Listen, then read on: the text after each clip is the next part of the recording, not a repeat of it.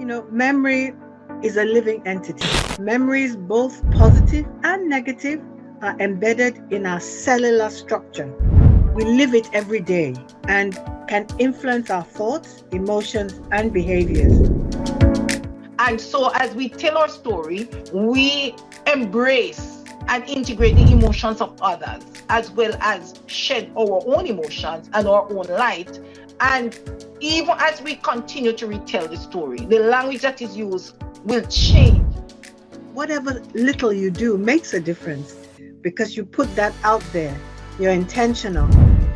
Most of our children are taught by people who did not share their cultural memory.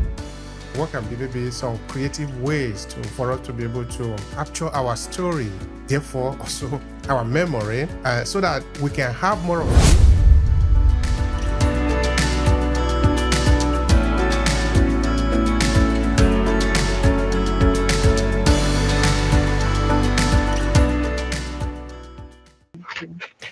All right, so thank you everyone for joining us in today's episode of the Diaspora Storytelling Series.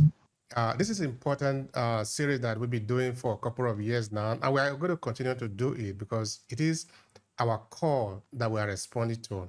We are doing this because we believe that it is important for us to continue to honor our story, also because of what we represent, who is before us and who is going to come after us.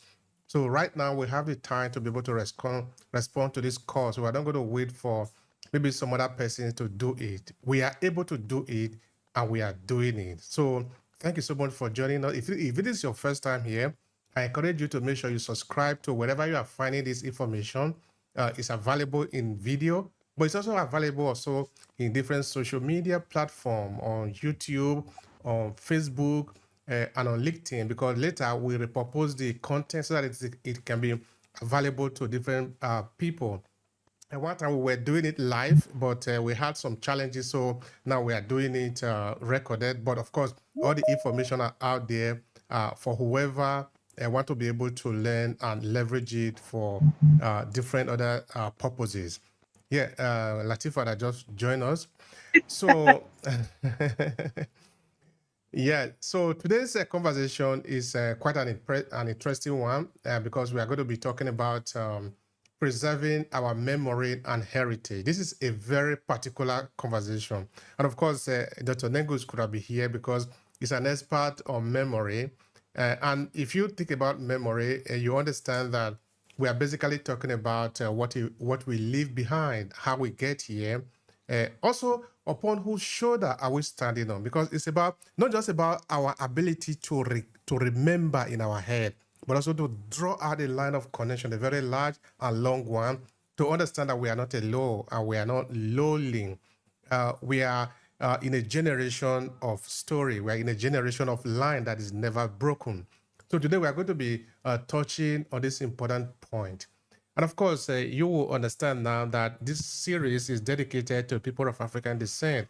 It helps us to be able to connect to our root wherever we are, and it helps us to be able to, why not, whatever the moment is interesting, we laugh about it. But whenever it's also difficult or challenging, we also reflect together about it, which means again that we are not alone. We are not supposed to be alone.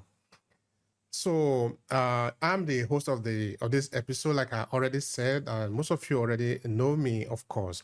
Now, the point that we're going to be considering in today's episode are three. Usually we do have three key points so that it helps us to be able to move around. The first one is the power of storytelling in preserving cultural memory. The second is connected generations, which is passing down heritage. And the third is amplify diaspora voices, which is sharing stories with the world, which is, we are talking about sharing our story, not just story, because our story is important. So we are paying attention to that. We really should pay attention to that. Like Latifa would say, we don't need to complain that they didn't invite us to the table. We can set the table ourselves. So we don't need to wait for anyone. We can do it ourselves. If we can do it, then let's do it. So this is why we are here. And why should you care? Of course, you should care because we're talking about preserving our memory, our heritage, and opening up also spaces for whoever is is out there that is going to be here also. I remember, for example, there was this particular associate professor that I interviewed in the US, originally from Zimbabwe, but is teaching in California. So he was telling me something that is fundamentally important. Of course, I'm going to break it down because it's a much longer conversation and equally quite deep, as it were, talking about the concept of personhood. And he was saying, his name is Dr. Tawanda. He was saying that a person is not just the physical object that is standing. A person is always connected to what I've been before, which is there for your ancestor, your story. And again, guess what? Your memory. And he said, it doesn't end there, just connecting the two parts, before and now. It connects also to the future, what is going to come. So that what we are doing, we are conscious of the fact that the seed that we are sowing today is going to germinate and is going to bear fruit. It doesn't necessarily mean that we will consume that fruit, because we need to understand that we are in a journey. We are in this pool of memory. It's a universal memory, and it's going to be here for a very long time. Just like, for example, sometime we will go and tap into the ancient wisdom. We too, somebody is going to tap into our knowledge, but we must create that knowledge. We must make sure that we sow the seed, because if we don't sow the seed, it will not germinate. And sowing the seed, okay. Now, I want us to understand that everything that we need is here. If you do nothing about it, it's still going to be here.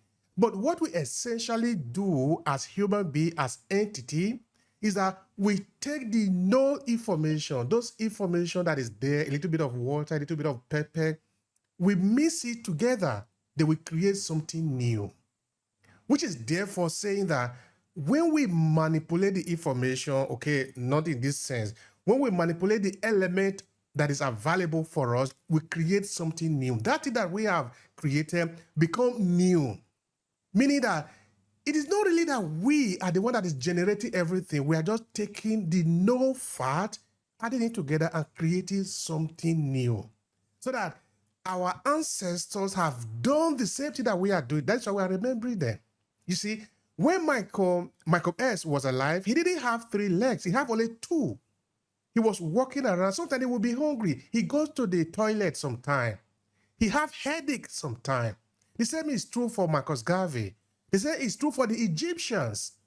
What I'm essentially saying that why we remember this individual bigger than lives is because they decide to take the no fat in their time, add it to some other fat, and they created something that is new. Therefore, they build memory. We are remembering them in their memory, in what they have done. That's what we're also doing today.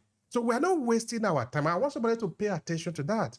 We are not wasting our time. We are intentionally deciding to build memory, knowing fully well that we are communicating to those who are going to be here after we are gone. Because we live in a trickle of time, in a trickle of time actually, because we live for a very short time. But if we live well, our memory will be alive for several thousands of years. So this is why we are here, to understand that the question of memory is not something to be taken lightly. It's very important for us. It is very, very important for us. And in case maybe you are here for the first time, you want to learn more about what we are doing. And of course, we have been able to create enormous content. I want to say that again. Enormous content. In Aclasses Media, for example, we have over 2,500 articles I just checked it recently. And some of these articles are written by PhD holders. They are written by professors. Of course, they are also written by us. And this article touch about important things. In case you want to learn more, that's why I'm just emphasizing on that. In case you want to learn more about what we are doing, because we are intentionally building our memory. It's not because we couldn't do any other thing. We are deciding that we want to do this. Then you can also check out the Obehi podcast, something that actually cropped up from a research that I started here over 30 years ago, talking about the presence of Africans in Italy. And from there, it expanded. You see, in a list of the people that are going to be talking with us today, you see people are joining from the United Kingdom, people joining from the United States. What we are essentially doing is that we decide to extend the line of communication, saying that we can do this. In the same way, I have done more than 1,000 interviews, which is sitting down 1, 2, 3, 4, 5. So that if you are interested in what we are talking about, there is a lot of information for you to consume. You cannot finish all of them. There is no way you can listen to 1,000 interviews in one day. It is not possible. Of course, you can also reach out to me in case you are interested, if you are in business, because we are not here to waste time. People that are talking to you, I want you to make sure, pause a little while, reach out to their profile. They are available on LinkedIn. They have their own website. They have their own businesses.